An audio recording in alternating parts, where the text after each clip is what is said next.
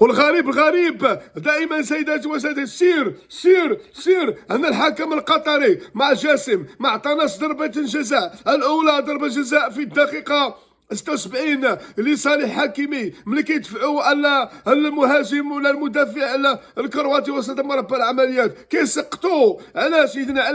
علاش ما تعطيناش ضربه جزاء الدقيقه 76؟ ودائما علاش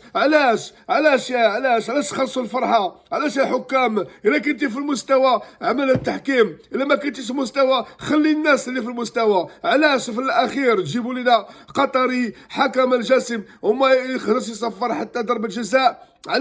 علاش حرام عليك، والله لا حرام عليك يا اخي، خسرت الفرحه. حنا هزينا رايه العرب، رايه الاسلام والمسلمين، ورايه فلسطين، وهزينا رايه المغرب، وهزينا رايه القطريه، وفرحنا بكم يا اخي. علاش يا حكم؟ علاش؟ حرام عليك، حرام عليك يا الجاسم، حرام عليك، حرام حرام حرام حرام حرام.